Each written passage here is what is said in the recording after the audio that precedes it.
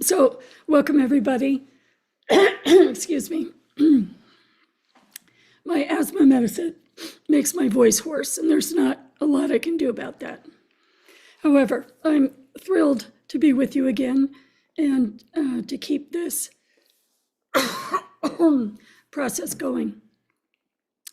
At the last meeting, one of the students asked a really important question. And again, I want to thank everyone for making themselves vulnerable by asking questions, because I took that question with me into retreat because I thought it was so important and expressed a certain stage of understanding and not quite yet understanding.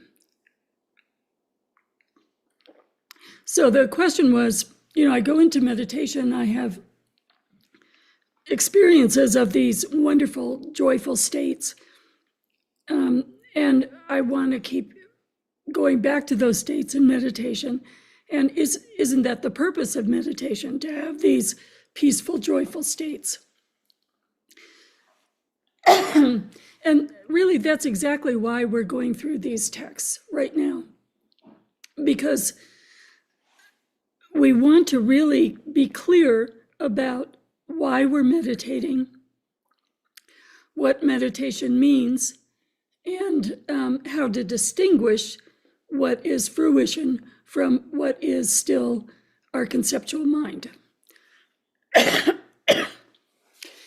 We live in this time where we have access not only to wonderful teachers, but we read about meditation and all of these exalted states that are possible. And then we go into meditation and we have glimpses or approximations of those states. And it's as though we're the children in the back of the car going, Mom and Dad, are we there yet? Am I there yet? Am I there yet? Maybe it's the Western perspective of achievement. Well, we want to know, are we there yet? Whereas the Eastern view is that meditation, the experience of meditation, is a continuous process, a continuous process of letting go. So the answer from the great teachers is, the question we should be asking, or what we should be internally repeating, is not yet, not yet. We're in the car going to limitless boundarylessness, non-conceptual mind. And all we can do is keep letting go of the states that our conceptual mind creates. And then the other question is, I've been meditating so long, shouldn't I experience something? And it really can only make me laugh, because when you went to the old lamas in India, they were not really polite. If you had any kind of sense of pride developing, they would take a text from the pile in their little meditation room and tap you on the head with it, essentially patting the head of a child, saying, not yet, honey. And I remember when I had just finished a 4-month retreat on the top of a mountain in India. And I had already done many retreats. And, when I say retreat, I mean continuous meditation from pre-dawn to at night in the silence, not interrupted in any way. So we were preparing the closing ritual, which is a fire ritual, a 3-day fire ritual, which repairs any mistakes, any distracted thoughts you might have had during that whole period. And the Lama must have seen, some sort of little bubble of pride developing, and he found a way to say to me, we beginning meditators have to do such and such, such and such. And in our tradition, we're not considered experienced meditators until after the second 3-year retreat. So again, the first 3 years of individual meditation all day long, maybe a day off once every 6 months. 2 of them, 2 3-year retreats. So that gives us both a sense of humility and a sense of the meditation system that we're reading about, and the fruition that we're reading about is assuming this level of commitment to meditation. And it also points out the kindness of His Holiness Drikung Chetsang Rinpoche creating the Sharvasti meditation as a way to really taste an in-depth investigation of meditation in a fairly short amount of time, in a 10-day period. So I'm not saying this to discourage anybody. I'm pointing this out in terms of expectation and humility. And of course, all the work we do with our daily meditation, whether it's 10 minutes, 20 minutes, an hour or more, that's building up really good habits. We're building discipline. We have momentary relief from suffering. We're learning to relax. We're tasting bodhicitta and contentment. We're tasting experience of joy. But the fruitional states are a huge expansion of what we taste in our daily meditation. And the Tibetans have a folktale that I often go back to, and I've told here, but let's really think about this in terms of, are we there yet, Mom? Am I there yet? And not yet, honey, not yet, honey. Of the East Coast frog coming to visit the country frog. The country frog is in a puddle and says, oh, this is my puddle. It's so huge. If I jump up, I can see the shoreline. You know, I really have mastered this puddle. What's your puddle like? And the East Coast puddle says, well, my puddle is so big you can't see the shoreline. My puddle is bigger. And how do you explain ocean to someone who's only seen a puddle? And it's by this kindness or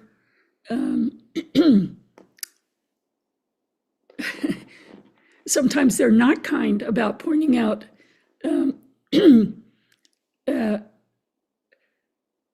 the difference between the vastness and what we're starting to experience. And I'm also going back to another memory of when I was really ready to commit to meditation, and I went to India preparing for ordination, and I was starting the Nunnery practice, and I went to His Holiness and he said, what practice are you doing?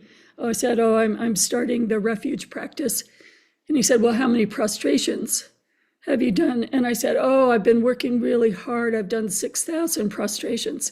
And he burst out into laughter because the beginning, first step of the Fivefold Mahamudra is 111,000 prostrations. So I must say the other Lama was actually being very kind. His Holiness saying, oh, honey, you haven't begun. Come back to me when you finished Nundro, then you can ask another question. And that was, goodness, 5 years later, because Nundro has many sections with many 100,000 prostrations. So again, his kindness in creating the Sharvasti system, which really takes us very quickly into meditational states. So the actual reason that I thought it would be good to go through Venerable Pema Chodron's and His Eminence Trangu Rinpoche's books is to really clarify the view with study. You know, how would we know how to evaluate what we're experiencing in meditation unless we have a view of what meditation means, of where we're headed and what is the purpose of meditation? the purpose of meditation is liberating ourselves and all sentient beings from samsara, from the ignorance of samsara, from coming back over and over again to the cyclic existence of samsara, to seeing the cause of samsara, and for ourselves and others accomplishing liberation, not intellectually understanding it, but accomplishing it. So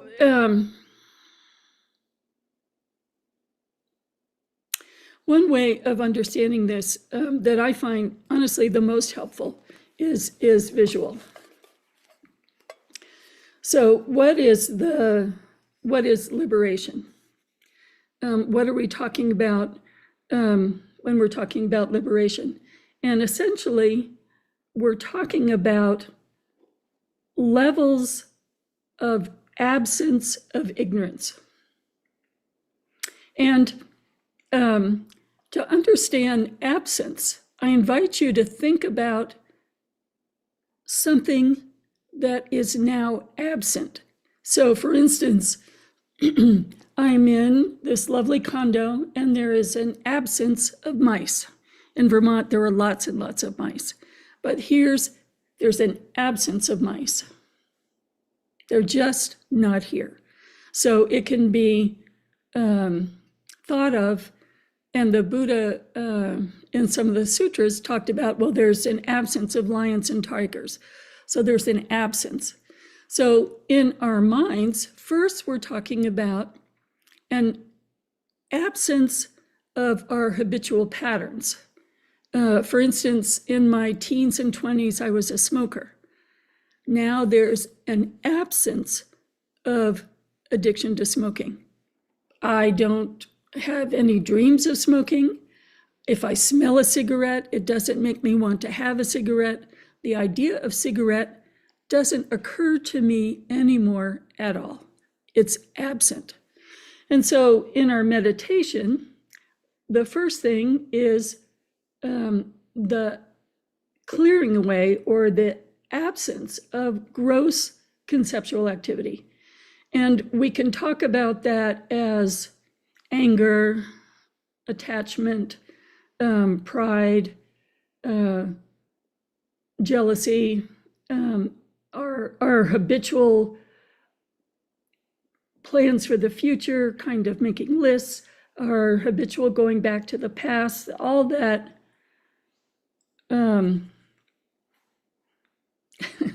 chaotic activity. So the first level of meditation is just clearing that away. And there are many, many methods and many antidotes. And in the shamatha, we see shamatha practice is settling the mind, but shamatha doesn't uproot those things. We have to see the origin of those things and the lack of any kind of reality of those things, the emptiness of anger, let's say. Then the most subtle layer of meditation is the very subtle assumption of putting a label on our awareness that there must be an I that is thinking something, seeing something. It's before we get verbal, before we get to I am angry. It's that subtle to the point of almost being invisible assumption that there is an I that can get angry. So that is an extraordinary level of seeing and investigation. And the tradition that we're in says, oh yes, we're definitely talking about an absence, but if we're only talking about an absence, that can lead to thinking that emptiness is nihilism. we can't say necessarily with our conceptual minds what Buddha nature actually is, but there's an absence of everything that's not Buddha nature. So everything that is not Buddha nature is gone, and the Buddha described it as a profound, peaceful, luminous, and unconditioned, which is a way of saying that it is profound, luminous, meaning there is an awareness, but it's a pristine, non-conceptual awareness. Unconditioned means that it is empty of any thingness, and peaceful. So it's helpful to keep understanding that all the stages of meditation are empty. And so the process is not, am I there yet? The process is letting go. And even more importantly, that each stage of understanding, even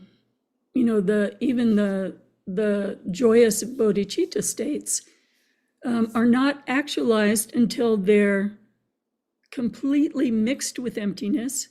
And the purpose of this attitude of letting go, letting go, letting go is because each stage prepares the ground for the next level of understanding. And if we keep trying to recreate a state that we've experienced, we're not letting go into the next stage of understanding. The complete letting go is beyond the conceptual mind, beyond the I-ness.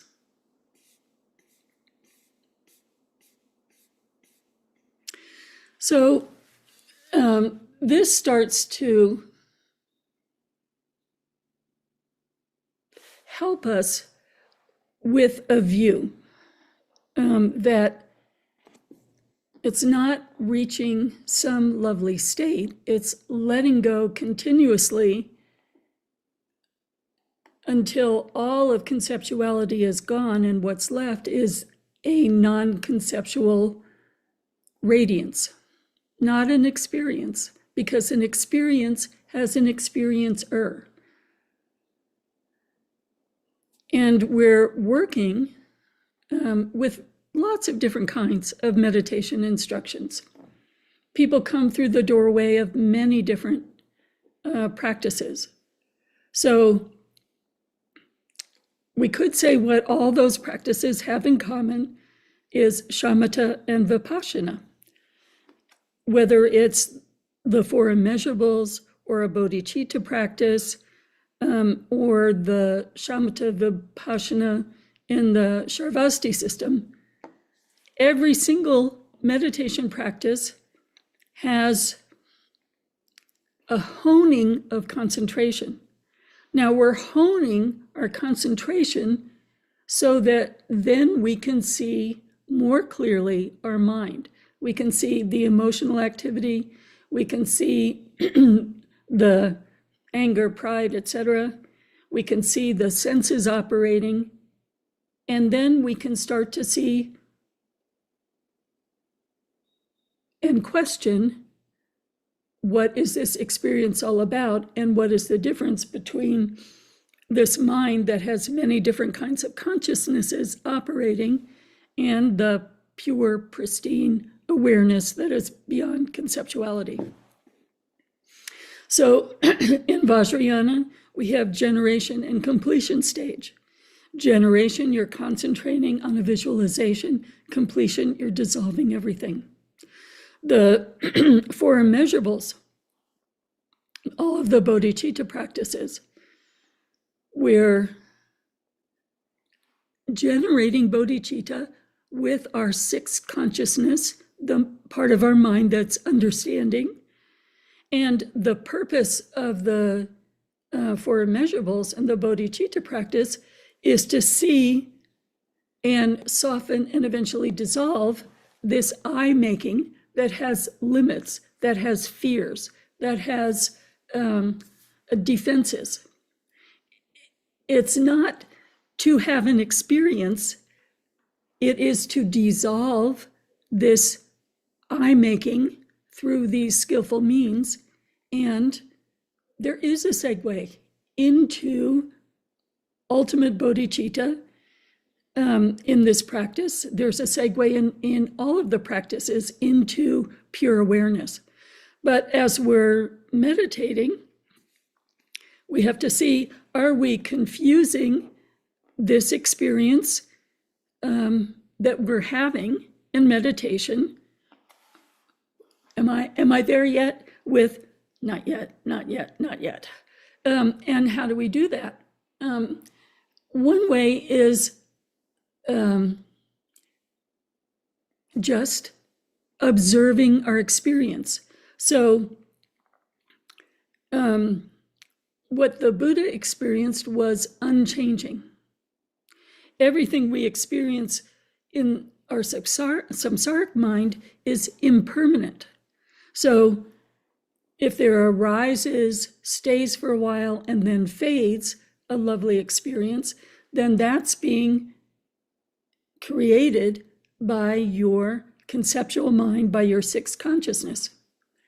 There may be glimpses, moments where pure awareness breaks through, but unless it's unchanging in intensity and unchanging in length of time, unless it is not just on the cushion, then it's another lovely experience that we let go of. That's a blessing, because we know that there's still an ocean, that we will one day get to the ocean. And when I was thinking of an example like this, of an example of what this feels like, it's like the shamatha part is riding the bike up the hill, and then we have this experience open up and we coast, and feels great, but then it ends and we have to pedal again, opens up, feels great, starts to fade, we have to pedal again. And so what we're actually setting up is grasping this state that our mind has created. And this is a product of the desire realm and maintains the desire realm. It is not liberation. Liberation is freedom from the desire realm. So even though on the outside it seems very virtuous, we're in meditation, we're having a lovely state, it's not helpful to us. It's not bad. We are relaxing, we're momentarily free of suffering.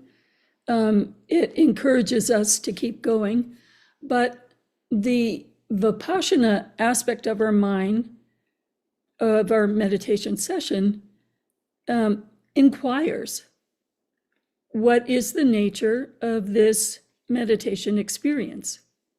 And distinguishes exactly what kind of experience it is, and then helps us to let go and keep relaxing, keep concentrating, keep opening as different meditation instructions give us a pointing of the way of development. And I think this is one of the reasons all of the texts emphasize over and over and over again, meditation without study is not enough. Because unless we have a thorough understanding of the view, we don't recognize our meditation states for what they are. And then shamatha without vipassana is not liberative at all. Shamatha can help reproduce the desire realm over and over again, and even more troubling. There are some states of shamatha that are without thought, that, you could rest for days. There are texts that say, there are these Rip Van Winkle stories. Somebody walks along and they find this meditator, and the meditator comes out of meditation and they've been in a shamatha state of non-thought. So there was no investigation with Vipassana to distinguish the difference between mind and pure awareness. And so the person was just in this state that was not helpful in any kind of way whatsoever for years. So we're really starting to go through the text. And in Thrangu Rinpoche's presentation of the stages of shamatha, there are some presentations of the stages of shamatha that talk about relaxing the mind and levels of concentration. But the presentation he gives is the stages of shamatha that are relative to specific realms, like the desire realm, and the state of non-thought would be the formless realm. These are not liberation. They're still in unliberated states. So it's the combination of study and practice, and no matter what practice we're doing, shamatha and vipassana relative to those practices, that clarifies and helps us evaluate what we're understanding, what we're not understanding, what is present and what is absent. So I'd like to go into meditation for about 5 minutes, and I invite you to observe your mind, observe the settling of the mind, observe the mind concentrating and settling, and then just sort of explore what's present and what's absent.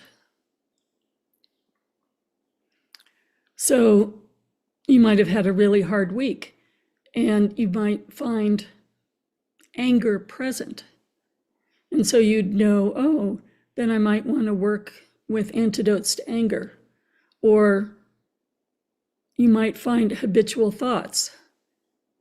And you go, oh, I see that that's present. That habitual thought is present.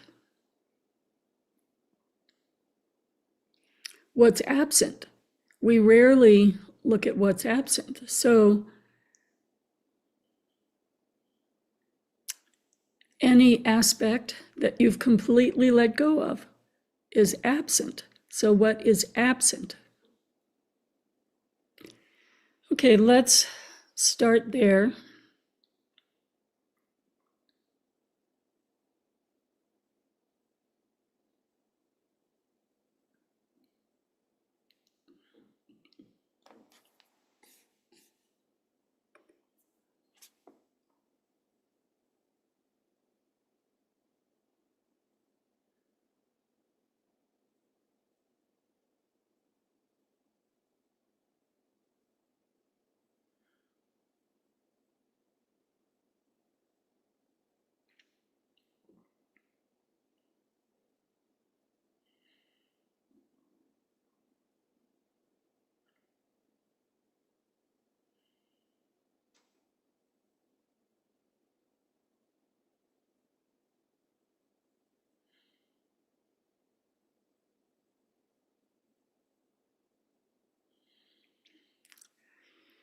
And for shamatha, it's good to start with an object so you're not just drifting.